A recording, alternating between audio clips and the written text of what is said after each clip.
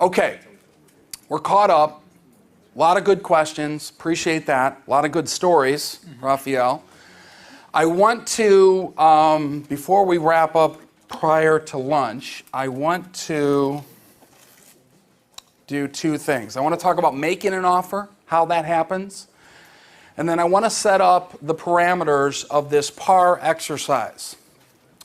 So in making an offer, there's some simple things that I think you need to be aware of. Number one, I think you need overall a strategy of keeping the offer simple.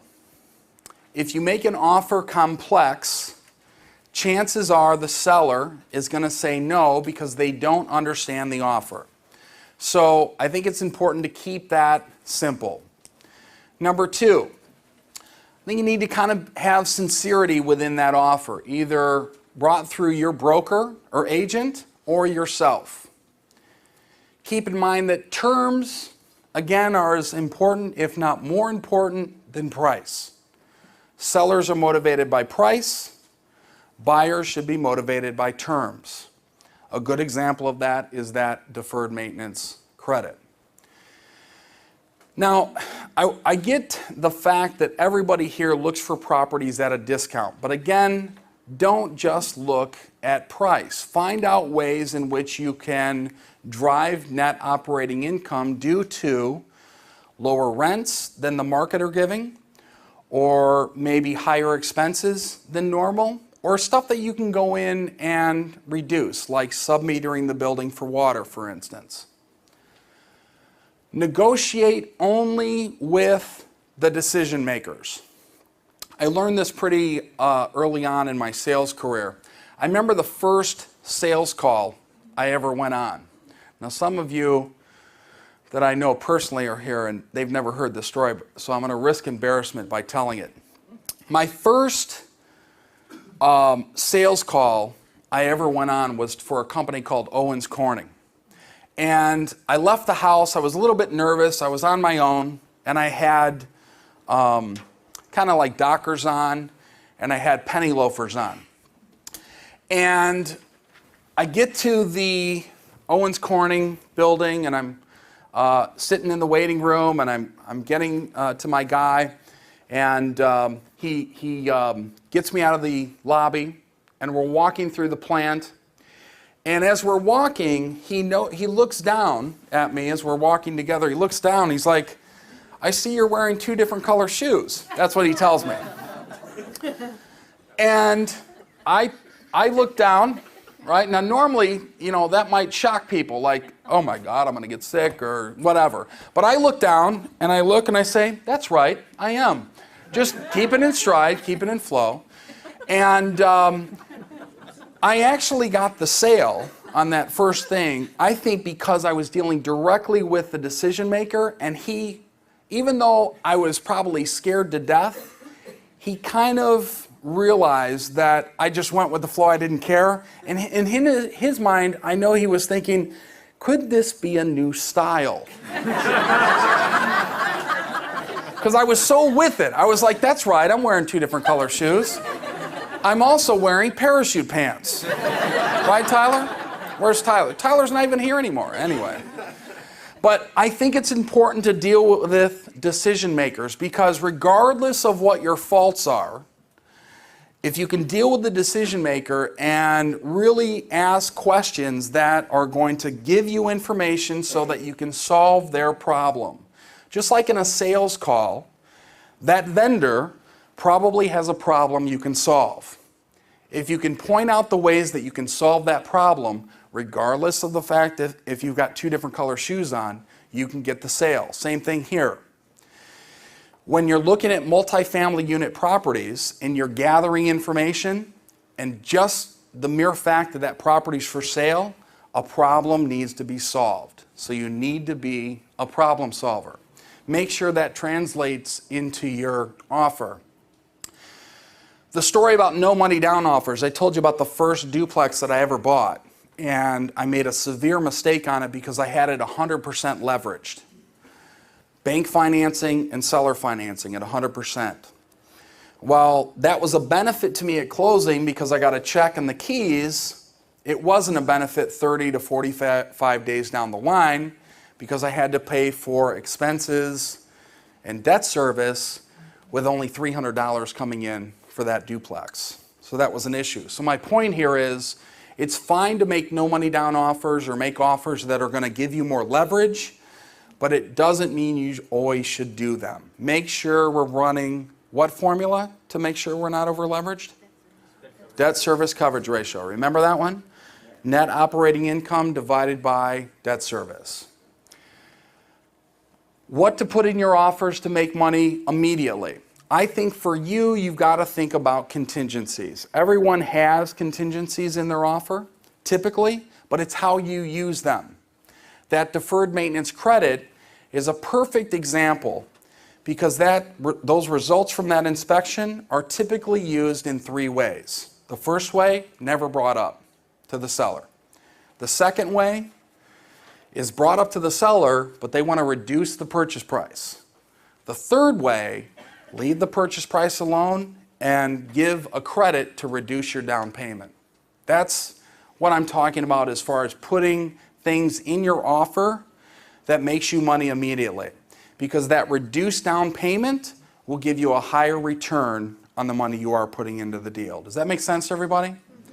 I would recommend that everybody look at their resources that they have and think about it. If you've got $400,000 to spend or $100,000 to spend, how can you leverage that out appropriately and protecting yourself in a way that you increase the return that you get on that money?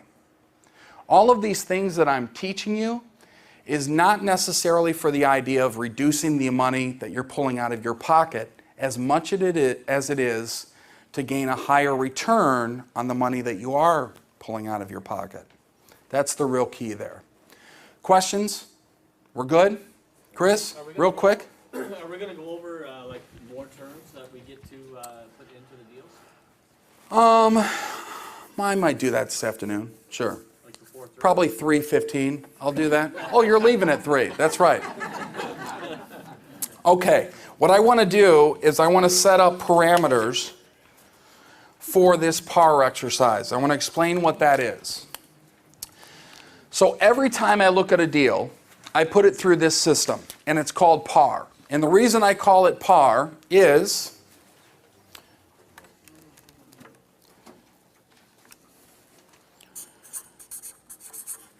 it's kind of like golf.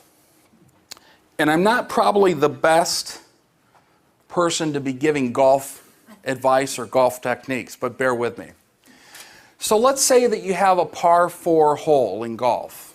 That means that from the tee box to the green, it should take you 4 shots. From the tee box to the green, it should take you 4 shots. Sometimes in the hole, right. Boy, you guys are right on it today. From the tee box to the hole, it should take you 4 shots. Now, sometimes it takes me 6 shots to do that. I may write down a 5, but anyway, it takes me 6. So that par 4 tells me a parameter. It tells me in a perfect world what should happen. And so I like that analogy. I like to look at real estate investments and think, how does this operate in a perfect world? So to do that, I create this PAR exercise. A perfect world for me is something that I call an 80-20. What does that mean? That means 80% bank financing, 20% down payment. When the boom was happening in real estate, 2006, 2007, it's kind of like a pendulum. The pendulum was on the far left side. And today, with regard to lending, by the way, and today, the pendulum is on the far right side. I kind of want to know what's happening when the pendulum is right in the middle, okay? And that's what this exercise is for. So let's say that we've got a deal that's $1 million.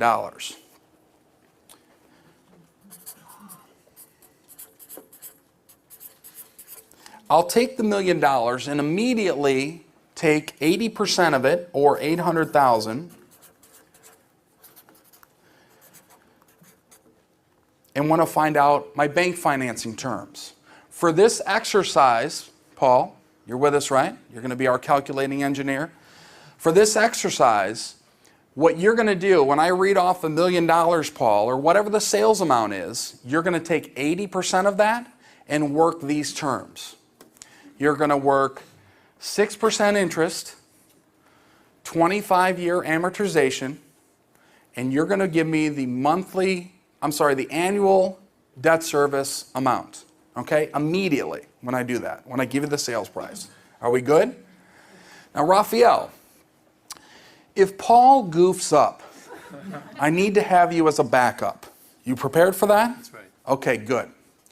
Sam, if Raphael goofs up, I'll need you to a backup to Raphael, which is a backup to Paul. Are you good with that? I can't. You can't? Too much pressure? I can't use the mic. You can't use the mic. Right, true.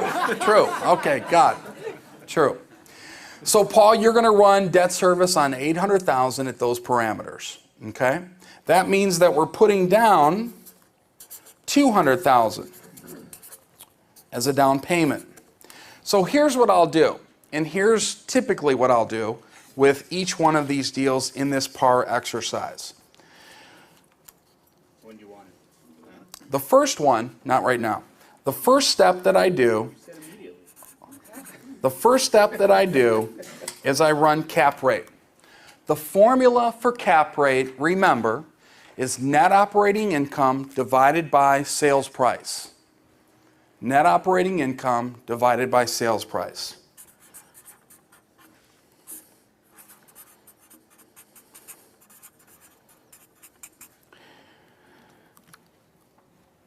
And by running this equation, I find out the cap rate of the deal. Remember yesterday when we were talking about cap rate, we were talking about the Henkel knives that I bought? You've got to find out not only the cap rate of the deal, but where you're shopping. What store are you shopping in? So I'm going to ask who's ever given me the deal, I'm going to say, what's the cap rate of the area? Hopefully you have it. If you don't, that's okay too. The second thing that I'm going to run is cash return on investment. And that formula is cash flow divided by our initial investment. Cash flow divided by our initial investment. Now, I'm going to stop at that right now because there's something I do with that answer. If my cash return on investment comes in at 0 to 5,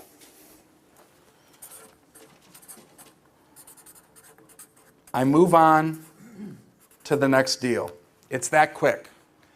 It's kind of like giving CPR to someone that's passed away for 2 months. Probably not going to do much good, okay? I hate to be gruesome on that, but it's true.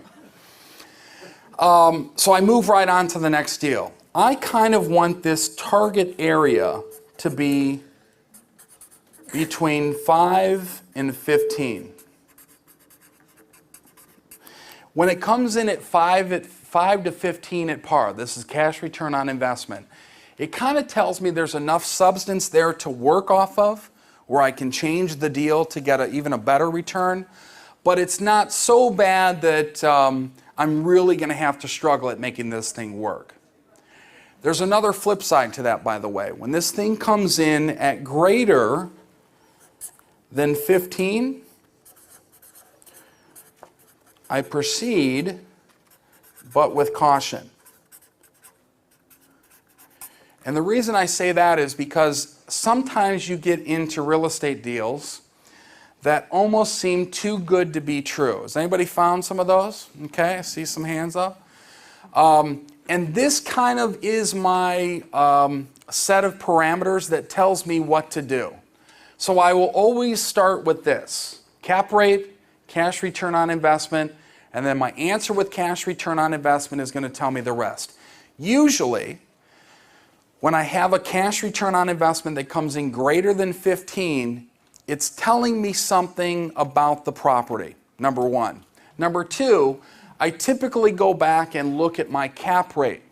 A higher cap rate on the deal typically indicates that the income stream, or the NOI, is less stable. So something's going on there. Bad area, bad property management, it's in foreclosure, there's a lot of vacancies, the seller's overstating their income or maybe misstating their expenses. Something is going on there. The third thing that I do, every time you run cash return on investment, you have to run debt service coverage ratio. And that formula is net operating income divided by your annual debt service. So does everybody kind of understand what we're going to do, the formulas that we're going to run? And we're going to really hit this hard as soon as we come back from lunch. There are, let me check my time here real quick. 4 minutes. Okay. So now that you understand that, I want to give you 5 questions that every real estate deal should have asked. 5 questions, okay? And these are them. And then that way when we get back from lunch, we're going to work your deals. You're going to see how I do that. And we're going to wrap up the day with something called a master lease option, okay? So the 5 questions are, how expensive is the income stream? How expensive is the income stream? When you're buying multifamily real estate, you're not buying bricks and mortar, you're buying that NOI. Remember that exercise or the thing that I put up there yesterday, the $10,000 of NOI? Think of it as if that's what you're buying. Number 2,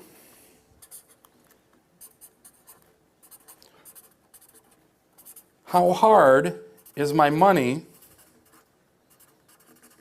working for me? How hard is the money working for me that I'm putting into the deal?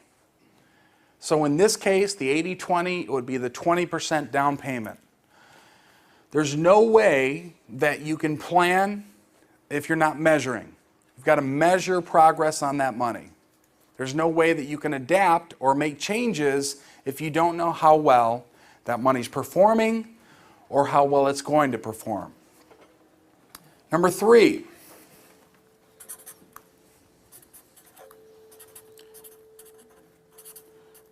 how hard is my money working for me when I include all the ways I get paid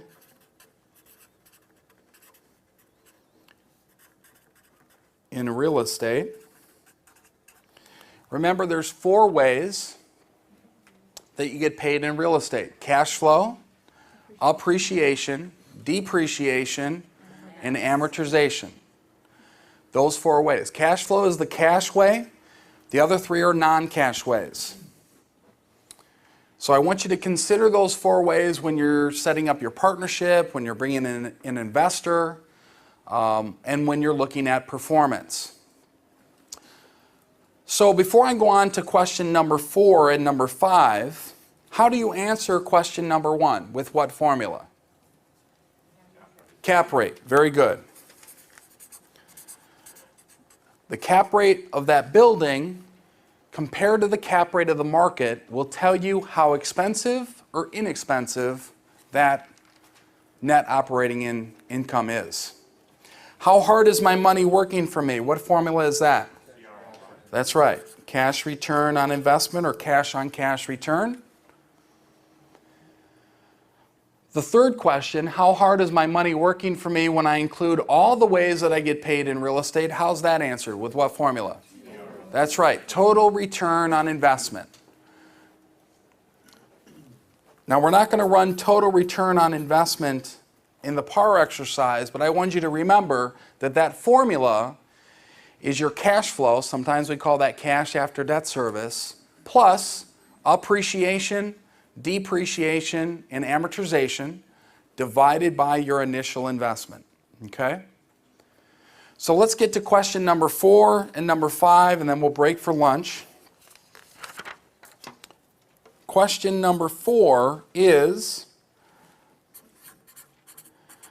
does the property service the debt at 100%? Does the property service the debt at 100%? That would be either a yes or a no, and you would know that by using what formula? Debts. Man, you guys are trained so well. Wonderful. So debt service coverage ratio. And finally, number 5, am I over leveraged? Am I over leveraged? How do you know if you're over leveraged in a real estate deal? Same thing, debt service coverage ratio, and you want to make sure that the answer for that formula, net operating income divided by annual debt service, is greater than what? 1.25. You're over leveraged if that number is below 1.25. Okay? So I want to make sure that you're asking these questions on every single one of your deals. Now, when we get back after lunch, we're going to take your deals that you're working with. Now, I'll find a fair way to choose because I know everybody wants their deal done. So we'll find a fair way to do that. I need the sales price, I need the NOI, and if you can, give me the market cap rate, if you can do that, okay? We're going to try to get through as many deals as we can. We still have to talk about the master lease option, and Steve needs to close as well. Paul is going to make an announcement, though. Okay, so I will see you guys when we get back from lunch. Did you like this morning?